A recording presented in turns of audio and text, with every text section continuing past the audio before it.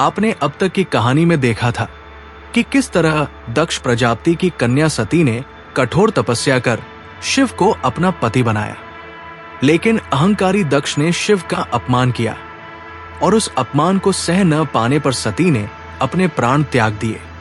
शिव का दुख इतना गहरा था कि उन्होंने सती का शरीर उठाकर पूरे ब्रह्मांड में भटकना शुरू कर दिया। विष्णु ने सुदर्शन चक्र से सती के शरीर को 51 भागों में विभाजित किया और वही शक्तिपीठों की स्थापना हुई।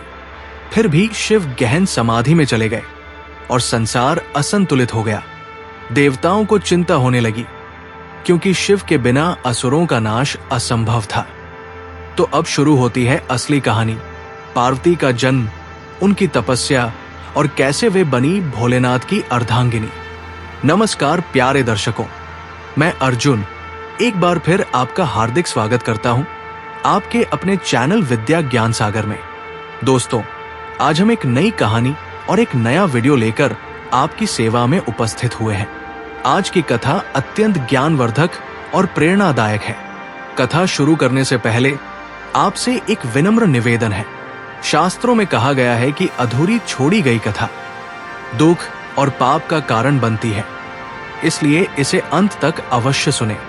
और अगर आप अपनी माँ से सच्चा प्रेम करते हैं तो इस वीडियो को लाइक करें, हमारे चैनल को सब्सक्राइब करें और कमेंट में माँ लिखकर अपना समर्थन दें। तो आइए बिना किसी विलंब के आरंभ करते हैं आज की प्रेरणादायक कथा। ब्रह्मा जी सोच में पड़ गए।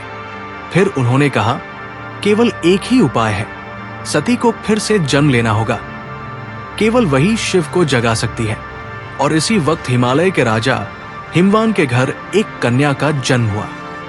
इस कन्या का रंग गौर था, इसलिए उसका नाम रखा गया पार्वती।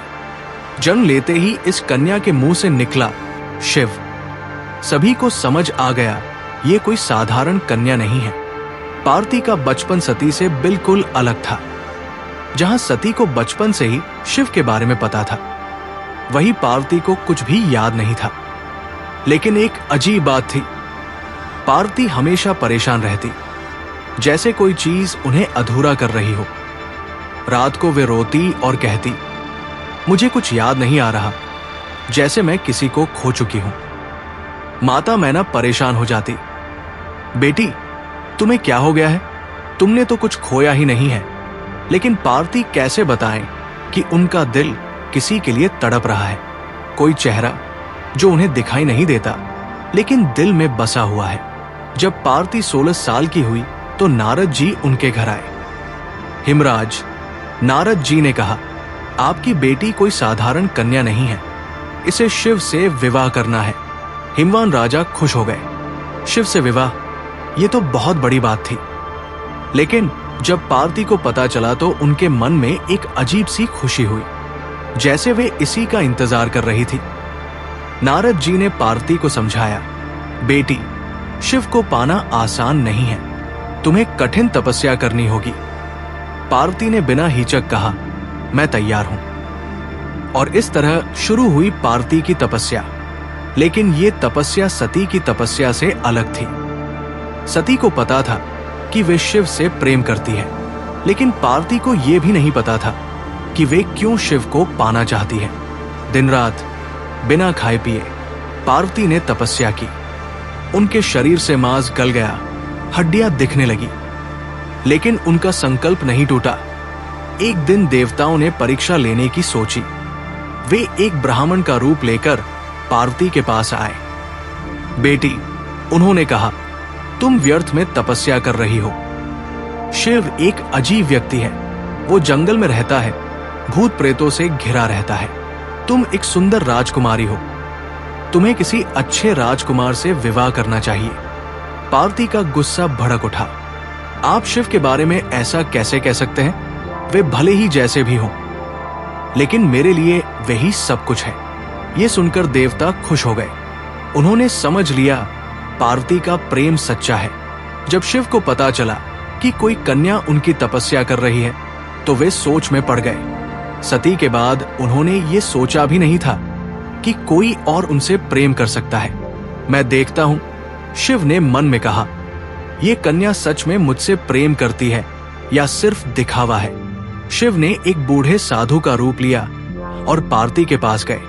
बेटी, शिव ने कहा, मैं बहुत दिनों से तुम्हारी तपस्या देख रहा हूं। तुम शिव को क्यों पाना चाहती हो? पार्वती ने आंखें बंद रखी। मुझे नहीं पता, बस दिल कहता है कि वे मेरे हैं। लेकिन बेटी, शिव तो बहुत अजीब है। वे श्मशान में रहते हैं, सर्प को गले में डालते हैं। तुम एक कोमल कन्या हो, उनके साथ कैसे रह सकोगी? पार्वती मुस्कुरा दी। बाबा, प्रेम में कोई शर्त नहीं होती। अगर वे श्मशान में रहते हैं तो मैं भी वही रहूंगी। अगर उन्हें सर्प प्रिय है तो मुझे भी होंगे। शिव का दिल पिघल गया। उन्होंने महसूस किया ये वही प्रेम है जो सती में था। लेकिन फिर भी वे पूरी तरह आश्वस्त नहीं थे। बेटी, एक बात और, शिव का पहले भी विवाह हुआ था सती नाम की एक कन्या से। क्या तुम उसकी जगह ले सकोगी? ये सुनकर पार्वती के दिल में एक अजीब सा दर्द हुआ, जैसे किसी ने उनके दिल में छुरी मार दी हो। सती, पार्वती ने कहा, आंखों में आंसू आते हुए, मुझे नहीं पता वे कौन थी, लेकिन अगर शिव उन्हें प्रेम करते थे तो मैं उनका सम्मान करूंगी। मैं उनकी जगह नहीं, उनके साथ रहना चाहती हूं। शिव को लगा जैसे उन्हें कोई जादुई स्पर्श मिला हो। पार्वती के शब्दों में वही सच्चाई थी, वही प्रेम था जो सती में था। शिव ने अपना असली रूप दिखाया। पार्वती ने आंखें खोली और सामने देखा वही चेहरा जिसका वे सपना देखती थी। तुम? पार्वती की आवाज कांप रही थी। हां, मैं हूं शिव, भोलेनाथ ने कहा मुस्कुराते हुए। तुम्हारी तपस्या पूरी हुई। पार्वती के आंसू बह निकले, खुशी के आंसू, लेकिन साथ ही एक अजीब सा दर्द भी था। प्रभु, पार्वती ने कहा, आप मुझसे सती के बारे में क्यों पूछ रहे थे? शिव की आंखों में दर्द का साया आया, क्योंकि वे मेरी पहली पत्नी थी। उन्होंने मेरे लिए अपनी जान दे दी। मैं उन्हें कैसे भूल सकता हूं? पार्वती को समझ आ गया, शिव अभी भी सती से प्रेम करते हैं, तो फिर उनकी जगह कहां है? प्रभु, पार्वती ने कहा दुख से, अगर आप अभी भी सती से प्रेम करते हैं तो मेरे लिए आपके दिल में जगह कहां है? शिव ने पार्वती का चेहरा देखा। कितनी मासूमियत थी, कितना प्रेम था। उन्हें लगा जैसे सती ही उनसे ये सवाल पूछ रही हो। पार्वती, शिव ने कहा धीरे से, तुम सती से अलग हो, फिर भी एक जैसी हो। तुम्हारे लिए मेरे दिल में जगह है, लेकिन सती की यादों के साथ। शिव और पार्वती का विवाह भी बहुत धूमधाम से हुआ, लेकिन ये विवाह पहले विवाह से अलग था। पहले विवाह में खुशी के साथ एक नयापन था। इस विवाह में खुशी के साथ एक पुरानी यादों का साया था। पार्वती कैलाश आई। यहां का हर कोना उन्हें जाना पहचाना लगता था, जैसे वे पहले भी यहां रह चुकी हो। एक दिन पार्वती ने शिव से पूछा, प्रभु, मुझे ये जगह बहुत जानी पहचानी लगती है, जैसे मैं पहले भी यहां रही हूं। शिव मुस्कुराए, शायद तुम्हारी आत्मा पहले भी यहां आई हो। दिन बीतते गए।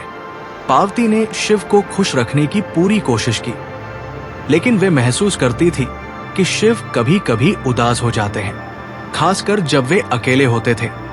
एक रात पार्वती ने देखा शिव आंसू बहा रहे हैं। प्रभु, आप रो क्यों रहे हैं? पार्वती ने पूछा। कुछ नहीं प्रिय, शिव ने अपने आंसू पोंछे, बस पुरानी यादें आ गई। पार्वती समझ गई, सती की यादें। उनका दिल दुख गया, लेकिन उन्होंने कुछ नहीं कहा। वे जानती थी सच्चा प्रेम ईर्ष्या नहीं करता। समय के साथ पार्वती के मन में एक जिज्ञासा बढ़ती गई।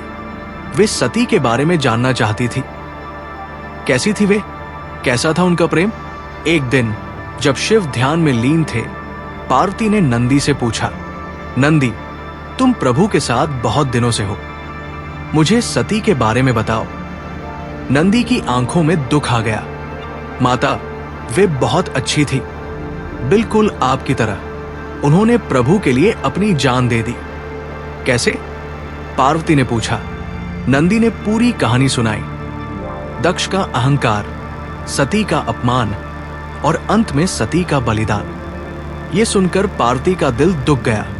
वे समझ गई कि शिव क्यों कभी कभी उदास हो जाते हैं। नंदी, पार्वती ने कहा, क्या मैं कभी सती जितनी अच्छी बन सकूंगी?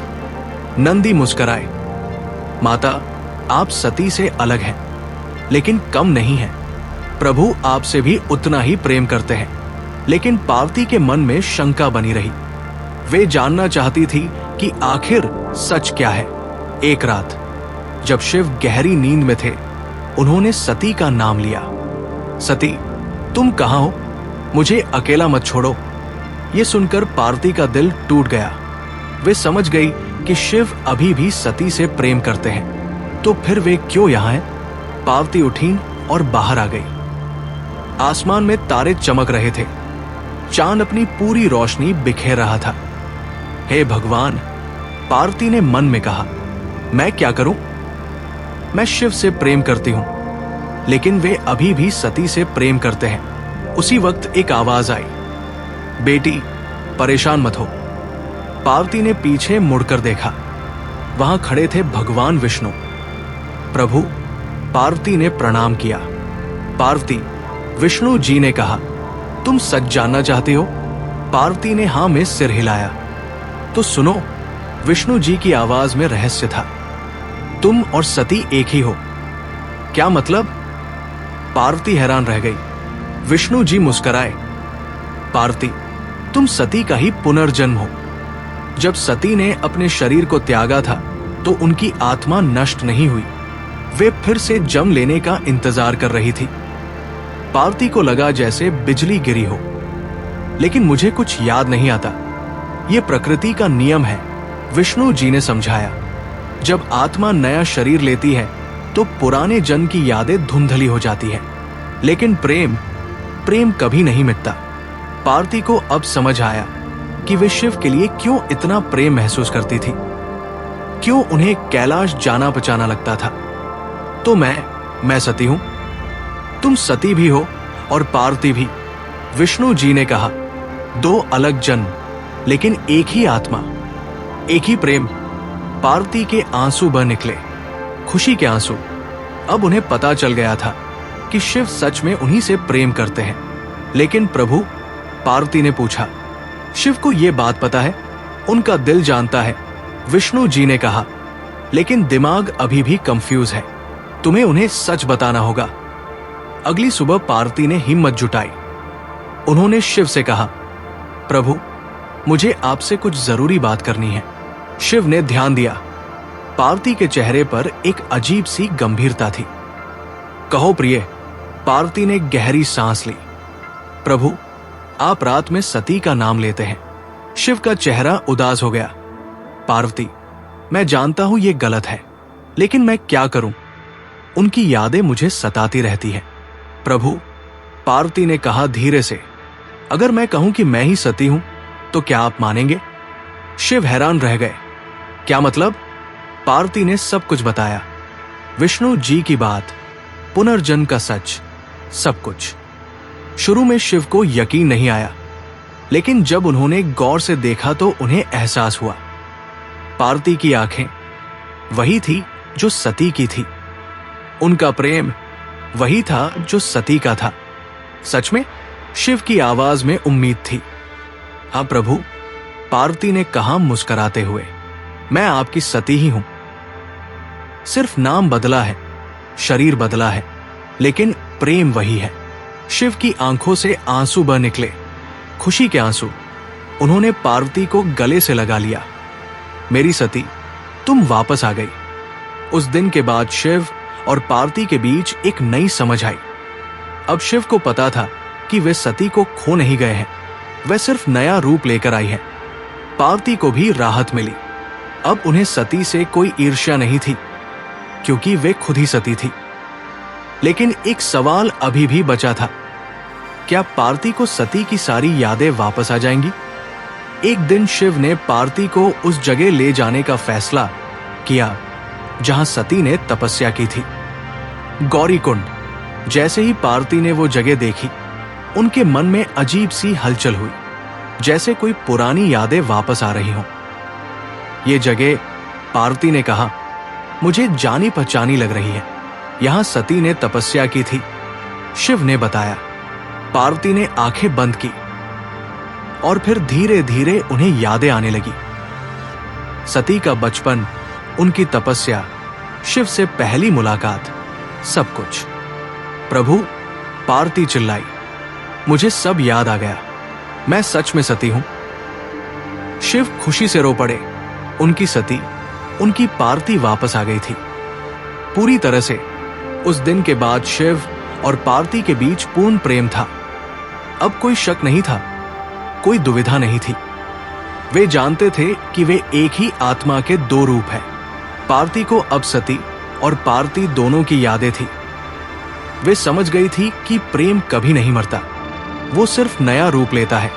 एक दिन जब वे दोनों कैलाश की चोटी पर बैठे थे, पार्वती ने पूछा, प्रभु, आपको कौन सी पत्नी ज्यादा प्रिय है, सती या पार्वती?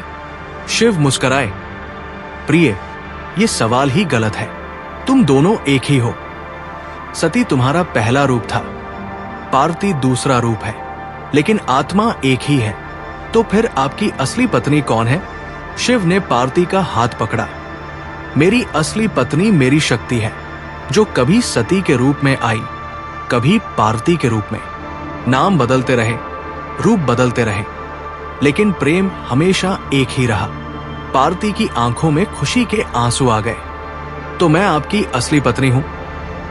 हां, शिव ने कहा प्रेम से। तुम मेरी पूर्णता हो, मेरी शक्ति हो, मेरी अर्धांगिनी हो। चाहे सती के रूप में, चाहे पार्वती के रूप में, तुम हमेशा मेरी ही रहोगी। समय बीतता गया। शिव और पार्वती का प्रेम और भी गहरा होता गया। उनके घर गणेश और कार्तिकेय का जन्म हुआ। कैलाश में खुशियों की बहार आ गई। लेकिन सबसे बड़ी बात यह थी कि अब पूरे संसार को पता चल गया था सती और पार्वती एक ही है। भक्त जब भी शिव की पूजा करते तो वे कहते शिव पार्वती या शिव शक्ति, लेकिन वे जानते थे कि ये वही शक्ति है जो पहले सती के नाम से जानी जाती थी। मंदिरों में जहां शिव की मूर्ति थी, वहां पार्वती की भी मूर्ति होती, और पुजारी बताते कि ये दोनों अलग नहीं, एक ही है। कई बार लोग पूछते, आखिर शिव की असली पत्नी कौन है, सती या पार्वती? और जानकार लोग समझाते, दोनों, क्योंकि दोनों एक ही आत्मा के दो रूप हैं। ये कहानी प्रेम की अमरता का प्रमाण बन गई। लोगों को पता चल गया कि सच्चा प्रेम मृत्यु से भी ताकतवर होता है। और इसलिए प्रिय श्रोताओं, जब भी कोई आपसे पूछे, आखिर भोलेनाथ की असली पत्नी कौन थी, सती या पार्वती, तो आप मुस्कुराकर कहिएगा, दोनों और कोई नहीं, क्योंकि सती और पार्वती ये दो नाम हैं एक ही सत्य के। जैसे गंगा को कहीं भागीरथी कहते हैं, कहीं अलकनंदा, कहीं गंगा, लेकिन पानी वही है। वैसे ही शिव की शक्ति को कहीं सती कहा, कहीं पार्वती, कहीं दुर्गा, कहीं काली, लेकिन शक्ति वही है। ये कहानी सिर्फ कहानी नहीं है, ये है प्रेम का सबसे पवित्र रूप। यह है भक्ति की सबसे गहरी मिसाल। यह है सती और पार्वती का रहस्य। यह है प्रेम की वो कहानी जो समय और मृत्यु से भी ऊपर है। यह है उस प्रेम की गाथा जो आज भी हमारे दिलों में जिंदा है और हमेशा जिंदा रहेगी। क्योंकि सच्चा प्रेम कभी नहीं मरता, वो केवल रूप बदलता है। ये कहानी हमें सिखाती है कि सच्चा प्रेम कभी नहीं मरता, वो अलग अलग रूप में आता रहता है, कभी सती बनकर, कभी पार्वती बनकर। और जो लोग सच्चे दिल से प्रेम करते हैं, वे इस सच को पहचान लेते हैं, जैसे महादेव ने पहचान लिया था। सती पार्वती की कहानी असल में शक्ति और शिव के मिलन की कहानी है। शिव बिना शक्ति के अधूरे हैं, शक्ति बिना शिव के अधूरी है। यही कारण है कि हर शिव मंदिर में पार्वती की मूर्ति भी होती है। यही कारण है कि शिव को अर्धनारीश्वर भी कहा जाता है, आधे शिव आधी शक्ति। प्यारे भक्तों, हमें आशा है कि ये कथा आपके जीवन में सकारात्मक बदलाव लेकर आई होगी। कृपया इसे लाइक करें और दूसरों तक पहुंचाने के लिए इसे शेयर करें। अपने श्रद्धा भाव को कमेंट सेक्शन में हर हर महादेव लिखकर प्रकट करें। इस कथा को अंत तक देखने के लिए आपका दिल से धन्यवाद। हर हर महादेव। जय सती मैया, जय पार्वती मैया।